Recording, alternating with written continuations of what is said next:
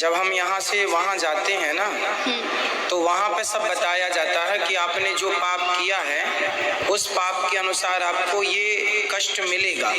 पर जब मिलने लग जाता है, जैसे अब कोई गधा बना है तो गधे को पता नहीं कि हम किस पाप से गधे बने हैं, परंतु गधा बनने के पहले पूरा रिप्रेजेंट किया जाता है आपका पाप पुण्य आपके सामने, कि देखो आपने ये पाप किया है, आपने ये पाप किया है, ये पुण्य है तो पुण्य का फल भी मिलेगा, पाप का भी मिलेगा, तो वो बताया जाता है।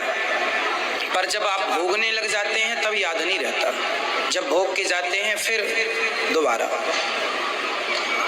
और मेरा दूसरा प्रश्न ये है गुरुजी कि आपने बताया था सबसे लास्ट वाली जो योनि हमें मिलती है वो गाय की योनि मिलती है, तब हम सारे पापों से मुक्त हो जाते हैं, पवित्र हो जाते हैं। तो गाय की जो योनि मिलती है, पर गाय को भी मतलब कष्ट तो मतलब सहने पड़ते हैं, वो भी बाहर की रोटी खाती हैं, हर गाय ऐसी नहीं होती कि उनको पाला जाता है, तो फिर पवित्र हो जाते हैं उसके बाद भी जो कष्ट उनको मिलते हैं। पवित्र हो जाने के बाद भी कुछ तो रह ही गया, तब तो गाय की योनि अंतिम योनि है ना।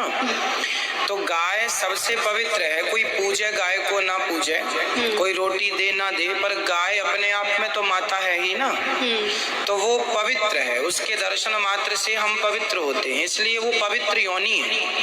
अब वो पवित्र योनि है, ये आवश्यक नहीं है कि कोई उसे रोटी दे या ना दे, वो अपने आप में पवित्र योनि में चली गई है, ये है। फिर उसके बाद सीधा अवसर मनुष्य का है। धन्यवाद गुरुजी। खुश रहिए।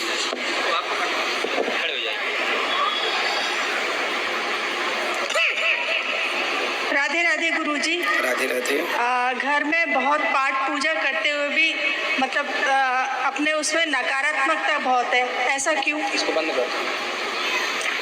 घर में पूजा पाठ करने के बाद भी क्या नकारात्मकता है? मतलब दिमाग से शांत नहीं रहता है। इसको बंद कर। दिमाग शांत नहीं रहता है, हम अच्छा करना चाहते हैं, सबका अच्छा करते भी। घर में कौन कौन है आपके?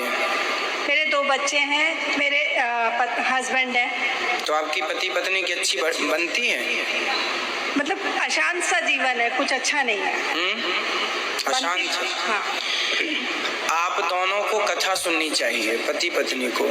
जब आप दोनों नित्य कथा सुनेंगे, सत्संग से जुड़ेंगे, देखो है तो उसका उपाय आप बताइए क्या होगा? नहीं, घर में मेरे लड्डू गोपाल जी भी है, उनकी भी सेवा होती है। एक सवाल है छोटा सा, यदि किसी के घर में प्रकाश करना हो तो क्या करना चाहिए? भजन। केवल दीपक जलाना चाहिए। अंधकार है किसी के घर में और आप प्रकाश करना चाहते हैं तो दिया जलाने से उसका अंधकार मिट जाता है। उसी प्रकार से जो आपके जीवन की नेगेटिविटी है वह तभी मिटेगी जब आप पॉजिटिविटी लेकर आएंगे, और पॉजिटिविटी कहाँ है? कथा में। तो जब कथा सुनेंगे तो सकारात्मकता प्रवेश करेगी, और जब अच्छी चीज भरेगी तो बुरी चीज समाप्त हो जाएगी। नहीं, कथा तो जैसे हम YouTube पे आपका चैनल देखते हैं, वो सब सुनते हैं, वो भी। पति को भी सुनवाइए।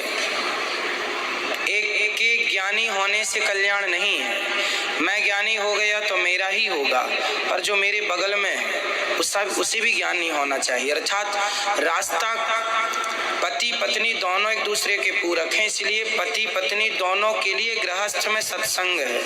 आप समझदार हो जाएंगी कथा से, आप सही रास्ते पर चलेंगी, पर पति तो गलत रास्ते पर ही है, उसे कहाँ से लाएंगे जब तक कथा नहीं सुनेगा। इसलिए गृहस्थ में दोनों। राधे राधे। बच्चों पर आशीर्वाद बनाए। बिल्कुल, दोनों कथा सुनिएगा, निश्चित आपका सब अच्छा होगा। गुरुजी राधे राधे। अब मुझे संसारिक वस्तु कोई नहीं चाहिए, सिर्फ भक्ति चाहिए। मेरे सन 91 में से छुआछूत का रोग है, वो कैसे दूर करूं? आपको रोग है? हाँ, छुआछूत का 2 बार चोट भी लग ली बिजली के। तो मेरे छुआछूत जैसा क्या रोग होता है? ये तो मैं पहली बार सुन। बार बार बर्तनों को धोना, बार बार कपड़े धोना, बार बार कोई अड़ गया तो धोना। और तो अभी गाय को भी, गौ में तो सब देवता विराजमान है, जो खूंटे बंदी गाय ना उसको तो रोटी दे दूंगी। तो जब आपको पता है कि आपकी ये आदत गलत है तो आप सुधार क्यों नहीं लेती? खूब प्रयास करती हूँ खूब। 3 दिन होते भूखी पड़ी रहती हूँ, रोते रोते। नहीं तो रोना और भूखे रहना ये समाधान नहीं है। मैया जी आपको हाथ धुलना चाहिए, एक बार धुल लिए, नहाना भी चाहिए, एक बार नहा लिए। बाकी आपको ये पता हो कि आप शुद्ध हैं तो आप अपना जो काम कर रहे हैं उसको करते रहें। ये बीमारियां आपको पता है कि ये बीमारी है। भाई बीमारियां उसे कहते हैं जब आपको पता ही ना हो। अभी तो आपको पता है कि हम कहाँ गलत हैं। गफलत शुरू में तो बहुत गफलत रहने लगी थी, अब थोड़ी दवाइयों के सहारे से तो इतनी तो हिम्मत है जो मैं खड़ी हूँ। कथा सुनते रहिएगा। और ये कोई बीमारी नहीं है, ये कोई बीमारी नहीं है, ये आदत है, बुरी आदत है जिससे आपको छोड़ना। ऐसी भी क्या आदत है, मैं जो सब प्रयास करूँ। गुरु आपकी भी कथा सुनती हूँ, गुरु दीक्षा भी ले रखी है राधा स्वामी की। अब फिर कथा सुनते रहिएगा, ठीक होगा। हाँ, खुश रहिए। ये आदत आपकी है तो सुधारना भी आपको ही पड़ेगा। खड़े हो जाइए। ठीक है, मैं सुधार लूंगा तो मेरी सुधरेगी, आपकी तो सुधरेगी नहीं, इसलिए आपको सुधारना पड़ेगा। गुरुरे ब्रह्मा गुरुरे विष्णु गुरुरे देवो महेश्वरा गुरुरे साक्षात परम ब्रह्म तस्मै श्री गुरुवे नमः। महाराज श्री के चरणों में दासी का बारंबार नमन। खुश रहिए। जय श्रीमन नारायण गुरु जी।